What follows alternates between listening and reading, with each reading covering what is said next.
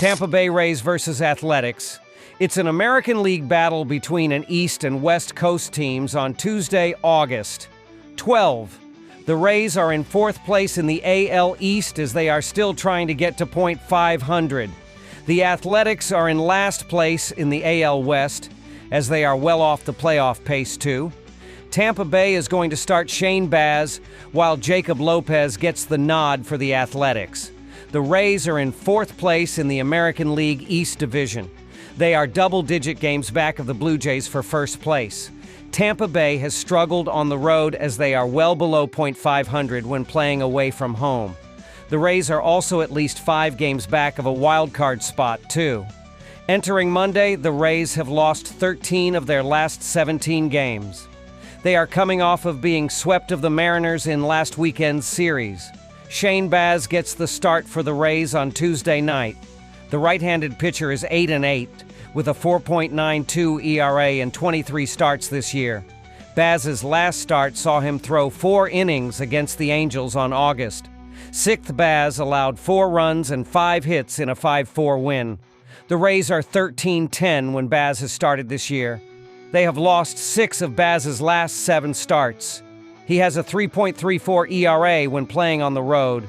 The Rays are hitting .250 this season, which ranks 13th in the league. They have scored the 13th most runs, while they also rank 11th in hits. Tampa Bay ranks 16th in home runs, while they also have the most stolen bases too. They are hitting .243 when playing on the road. The Rays have struggled in the second half of the season with their .216 batting average since the All-Star break. Tampa Bay are hitting .235 against American League West clubs too. The Athletics are in last place in the American League West. They are at least 14 games back of the Astros for the divisional lead. They are well below .500 when playing at home this season. They have the second worst record in the American League as they are just ahead of the White Sox. Coming into Monday, the Athletics have won 4 of their last 6 games, showing signs of resilience despite their struggles earlier in the season.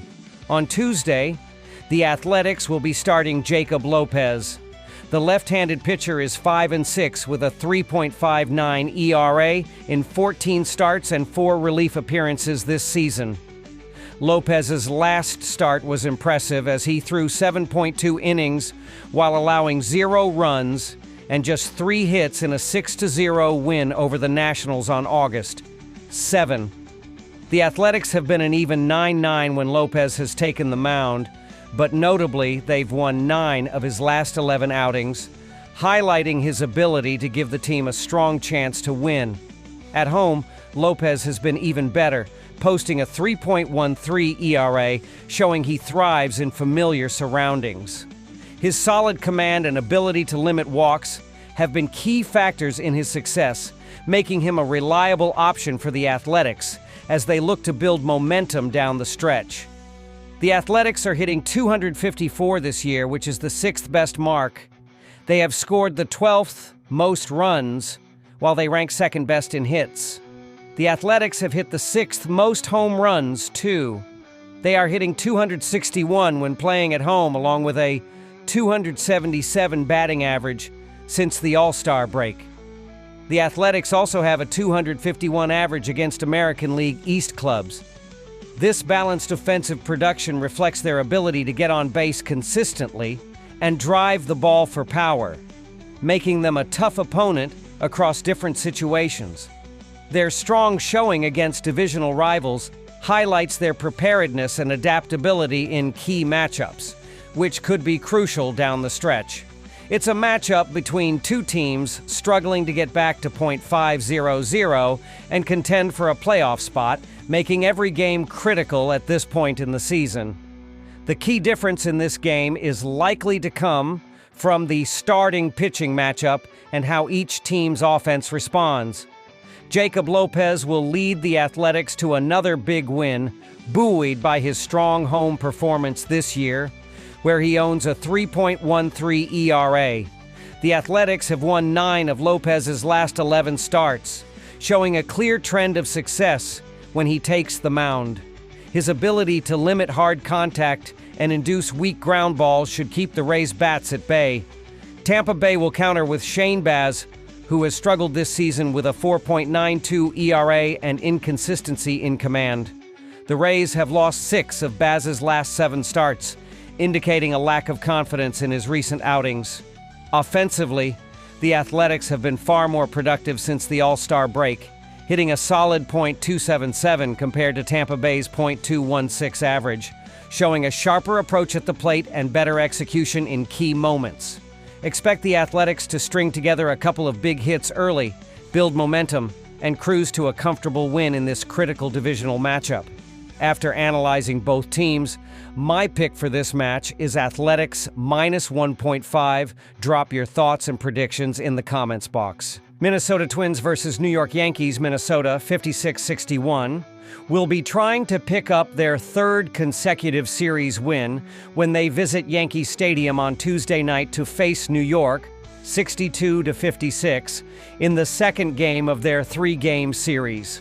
Pearson Ole, 0-2, 7.15 ERA, will get the start for the Twins. The Yankees will counter with Carlos Rodon, 11-7, 3.35 ERA. New York is 8-2 in its last 10 games against Minnesota.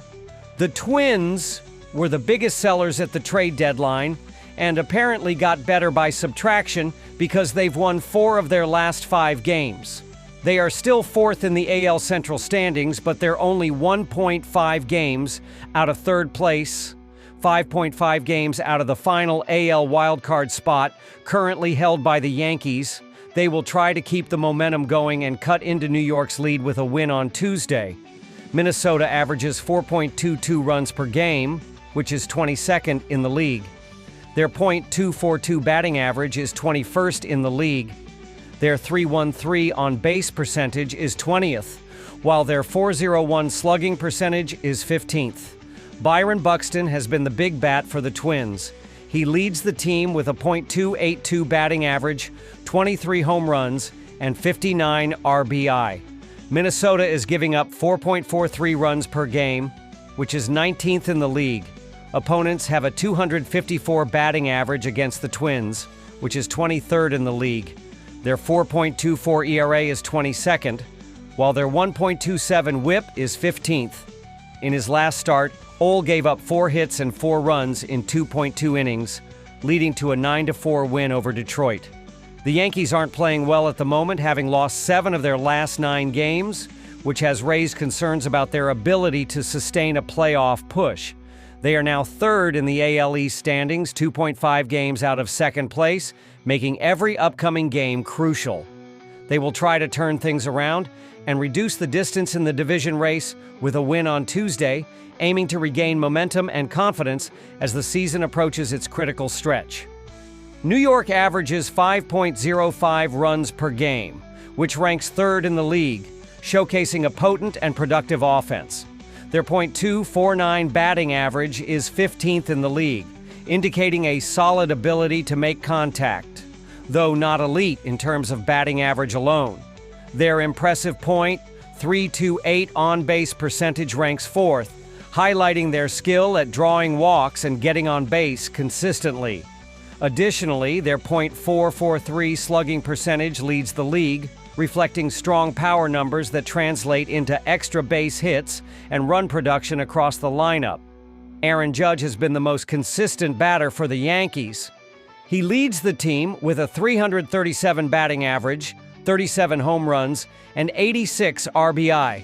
New York is giving up 4.36 runs per game, which ranks 17th in the league, showing a middle-of-the-pack pitching staff. Opponents have a .231 batting average against the Yankees, which is 5th best in the league, indicating their ability to limit hits despite the runs allowed. Their 4.06 ERA is 17th overall, while their 1.27 WHIP sits at 14th, reflecting decent control, but room for improvement in preventing base runners and managing damage in key situations. In his last start, Rodon gave up 6 hits and 2 runs in 5 innings, leading to a 3-2 win over Texas. He pitched with solid control and kept the opposing lineup in check for most of the game. He is 8-3 with a 4.24 ERA in 14 games against Minnesota. demonstrating consistent effectiveness against this team throughout his career. The Yankees have won 5 of their last 8 home games, while the Twins have lost 4 of their last 7 road games. New York has the edge here because they've had a lot of success batting against right-handers, and they're going up against Ole, who has struggled on the mound, giving up 8 runs in 2 starts. He gave up 4 runs in his lone road start and will have a hard time slowing down the Yankees. The Yankees lineup boasts multiple hitters with strong track records against right-handed pitching, combining power and plate discipline to pressure opposing starters early. With Ole's recent struggles in command and control, New York is poised to take advantage and build a lead that could be tough for Minnesota to overcome. Minnesota won't be as successful offensively because they haven't had much success against left-handers, struggling to adjust their approach at the plate. They're going up against Rodon, who gave up 6 runs in his last 3 home starts, but has still managed to keep hitters off balance with his mix of pitches. He gave up 4 runs in his last 3 starts against the Twins, showing some vulnerability but also enough effectiveness to limit their offense. Given Rodon's ability to induce weak contact and the Twins' ongoing issues versus lefties, he is likely to keep their offense in check again in this matchup. After analyzing both teams, my pick for this match is New York Yankees ML. Drop your thoughts and predictions in the comments box. Pittsburgh Pirates versus Milwaukee Brewers. A pair of NL Central teams continue a 3-game series on the Diamond in search of a win in Cream City when the Pittsburgh Pirates travel to take on the Milwaukee Brewers Tuesday night, and Pittsburgh split a 4-game set at home over the weekend with the Reds. As they fell 14-8 in the series finale Sunday, Milwaukee rallied to beat the Mets 7-6 in their series finale at home Sunday to sweep that 3-game set. Pittsburgh dropped their second straight and 4th in the last 6 games, as they ended up splitting their 4-game home set with the Reds with Sunday's loss. The Pirates entered Monday 51-68 and sat in the basement of the NL Central, 23 games behind Milwaukee for the top spot. They were 12.5 games behind the Mets for the final wild card spot in the NL playoff picture. Against Cincinnati, Pittsburgh racked up 16 hits in a losing effort, led by Isaiah Kiner-Falefa, run 2 RBI, who had 3. The Pirates went just 4 for 18 with runners in scoring position and left 12 runners on base in the game. Mike Burrows threw 5 innings, allowing 4 runs on 3 hits with 1 walk and 6 strikeouts, but didn't factor in the decision. Yohan Ramirez, 1-1, took the loss as he allowed 3 runs on 4 hits with 2 walks and 2 strikeouts over 1.1 innings in relief. Paul Skeens gets the call for the Pirates as he makes his 25th start of the season in this contest. He is 7-8 with a 1.94 ERA, a 0.931 WHIP, 34 walks and 162 strikeouts over 144 innings of work on the year. Skeens earned the win in his last start, which came Thursday at home against the Reds. He threw 6 innings, allowing no runs on 7 hits with no walks and 8 strikeouts in a game. The Pirates went on to win 7-0. In his last 3 starts, Skeens is 2-0 with a 2.12 ERA, a 1.06 WHIP, 3 walks, and 25 strikeouts over 17 innings of work. Skeens makes his 4th career start against the Brewers in this contest. He is 1-1 with a 2.65 ERA, a 0.765 WHIP, 5 walks, and 23 strikeouts over 17 innings of work against them. Skeens is 1-1 with a 3.27 ERA, a 0.636 WHIP, 4 walks, and 15 strikeouts over 11 innings of action in 2 career starts at American Family Field. Milwaukee rallied to down the Mets at home Sunday, sweeping the series and running their win streak to 9 games. The Brewers entered Monday 73-44 on the year and held a 6-game lead on the Cubs in the NL Central. Against the Mets Sunday, Milwaukee finished with 12 hits as William Contreras, 2 runs, 3 RBI, and Isaac Collins, 2 runs, RBI, each had 3 in the contest. Contreras, his 11th and 12th, homered twice while Collins, his 8th, also went deep in the contest for the Brewers. Quinn Priester threw 4.1 innings, allowing 6 runs on 10 hits with 1 walk and 2 strikeouts, but didn't factor in the decision. Nick Mears, 3-3, worked a scoreless 9th, allowing no hits with 1 walk and no strikeouts to earn the win in relief. Freddie Peralta gets the ball for Milwaukee here as he makes his 25th start of the season in this contest. He is 13-5 with a 3.03 ERA, a 1.14 WHIP, 49 walks, and 141 strikeouts over 130.2 innings of work this season. Peralta earned the win in his last start, which came last Tuesday on the road against the Braves. He threw 5 innings, allowing 1 run on 4 hits with 3 walks and 7 strikeouts in a 7-1 Brewers triumph. In his last 3 starts, Peralta is 1-1 with a 4.50 ERA, a 1.64 WHIP, 9 walks and 19 strikeouts over 14 innings of work. Peralta makes his 25th career appearance, 16th start against the Pirates in this contest. He is 3-2 with a 3.58 ERA, a 1.129 WHIP, 34 walks and 109 strikeouts over 93 innings of work against them. Peralta has a 38-20 record with 1 save, a 3.32 ERA, a 1.028 WHIP, 158 walks, and 590 strikeouts over 474.2 innings in 107 career appearances, 79 starts at American Family Field. Milwaukee has been rolling along, and getting some key pieces back of late has merely made them deeper heading into the crucial home stretch of the season.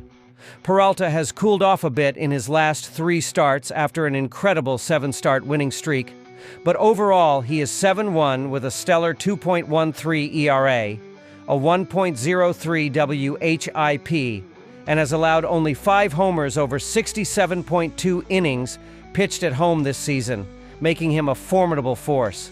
Skeens is the ace of the Pirates' rotation, known for his solid command and ability to keep games close, but Pittsburgh continues to struggle to generate much offense. The Pirates have scored 3 runs or less in 15 of Skeens' 24 starts this season, highlighting their offensive woes. While Skeens keeps Pittsburgh competitive, the Brewers' lineup and bullpen depth should capitalize on Pittsburgh's struggles and deliver a much-needed win here. After analyzing both teams, my pick for this match is Milwaukee Brewers ML. Drop your thoughts and predictions in the comments box. Boston Red Sox versus Houston Astros. The Boston Red Sox, 65-54, and the Houston Astros, 66-52, will play their second of a 3-game set in the American League on Tuesday. The first game in this series was played on Monday night. These teams met just a week ago, with the Red Sox winning all 3 games at home. Boston will start Dustin May, 4.93 ERA, with Houston sending out Spencer Arrighetti, 7.43 ERA. The Boston Red Sox are battling for playoff position, but did not do themselves any favors as they have lost 3 of their last 4 games coming into this series with the Astros. They lost their last game in a series against the Royals and then lost 2 of 3 on the road against the Padres. They are second in the AL East, 4 games behind the division-leading Blue Jays, and currently qualify for a wild card spot if the season ended today. In Sunday's game against the Padres, the Red Sox fell 6-2 against San Diego, only scoring on a fielder's choice and an error. Jarren Duran has been arguably their best offensive player this season. He has been batting 3rd as their center fielder recently and has the best batting average out of qualified hitters at .264. Duran has also contributed 12 home runs and 65 RBIs on the season. Wilyer Abreu is their top home run hitter. He has 21 on the year to go with 64 RBIs as their right fielder who bats 7th in the lineup. Abreu is batting .251 at the plate on the season. Dustin May will make just his 2nd start of the season for the Red Sox after coming over in a midseason trade from the Dodgers. He has a 6-8 record on the season with a 4.93 ERA with a 101-41 strikeout to walk ratio. In his first start with the Sox, He gave up 3 runs in 3.2 innings in a loss to the Royals. The Boston Red Sox are battling for playoff position, but did not do themselves any favors, as they have lost 3 of their last 4 games coming into this series with the Astros. They lost their last game in a series against the Royals, and then lost 2 of 3 on the road against the Padres. They are second in the AL East, 4 games behind the division-leading Blue Jays, and currently qualify for a wild card spot if the season ended today. The Red Sox will need to tighten up their pitching and find more consistent offense to hold their playoff position in the coming weeks. In Sunday's game against the Padres, the Red Sox fell 6-2 against San Diego, only scoring on a fielder's choice and an error, highlighting their ongoing offensive struggles.